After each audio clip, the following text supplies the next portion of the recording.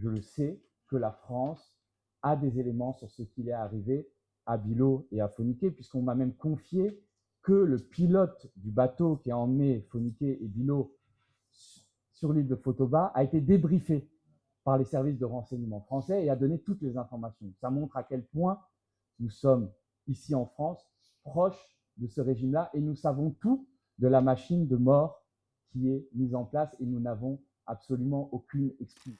C'est avec une certaine émotion que je prends la parole aussi. C'est un immense honneur parce que, au-delà de mon métier de journaliste, Fourniquet et Bilo, c'était des amis depuis des années, avec qui on a vécu énormément de choses en commun.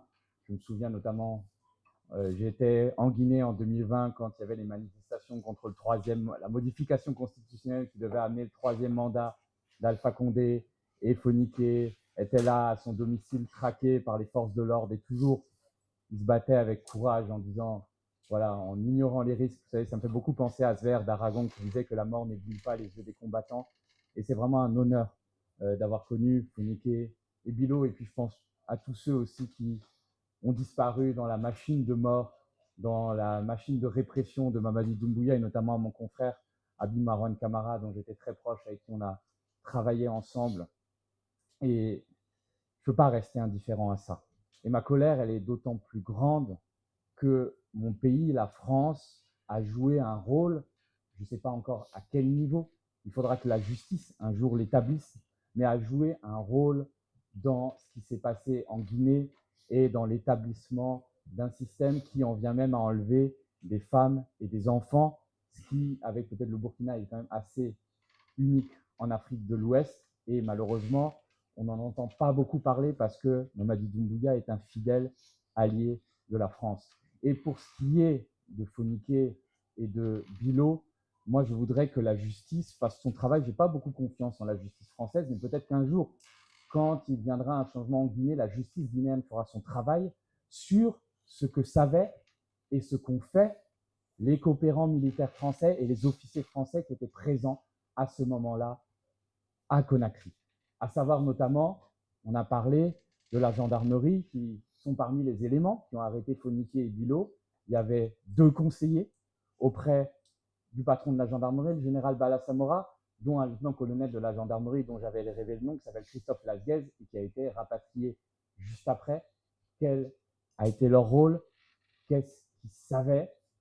Moi, je le sais, que la France a des éléments sur ce qu'il est arrivé à Bilo et à Fourniquet, puisqu'on m'a même confié que le pilote du bateau qui a emmené Fourniquet et Bilo sur l'île de Fotoba a été débriefé par les services de renseignement français et a donné toutes les informations. Ça montre à quel point nous sommes ici en France proches de ce régime-là et nous savons tout de la machine de mort qui est mise en place et nous n'avons absolument aucune excuse. Et un jour, il faudra que justement justice soit faite contre les auteurs de ces enlèvements, de ces kidnappings, et qui sont bien évidemment guinéens. Mais justice soit faite pour tous ceux qui ont su et n'ont pas parlé, qui ont conseillé et ont caché la vérité. Ça, c'est un combat que moi, je veux porter. Et je pense que cette fois, il faut que ça donne quelque chose. Nous le devons à Fourniquet, à Bilo, à Marwan, au papa de Mamadou Babila Keïta, à qui je pense très fort, parce que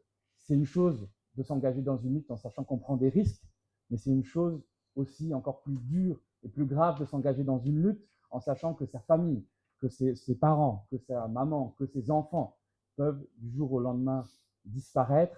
Et quand je vois que, on l'annonce pour septembre, M. Doumbouya va être reçu avec tous les honneurs à l'Élysée, je crois que je peux légitimement dire que je suis en colère de la politique qui est aujourd'hui menée par mon pays. Ça a été rappelé. Je ne vais pas revenir sur tout ça. Et je voudrais dire qu'à mon modeste niveau, mais beaucoup le feront mieux que moi, on va continuer à se battre pour rendre justice parce que Fourniquet, Bilo et les autres, c'était des héros, des gens qui se sont battus, corps et âme, matin, midi, soir pour leur pays. Je me souviens que Fourniquet, quand il était en prison sous Alpha Condé, il m'appelait, il était de mauvaise santé, il était cardiaque, et on lui disait de s'excuser devant Alpha Condé et qu'on allait le libérer et que ça passerait. Et il refusait. Et il continue, malgré les risques pour sa santé. Et aujourd'hui, il a payé un prix qui est absolument énorme. Mais je pense toujours à cette phrase, vous savez, Gianni Alpha, pas vous apprendre qui c'est. Vous pouvez tuer le combattant, mais vous ne tuerez pas le combat. Alors, je crois qu'on peut continuer avec cette phrase en tête. Je pense que c'est cette phrase qui résume tout le combat de Fourniquet, de Bilot et de tous nos amis. Merci beaucoup.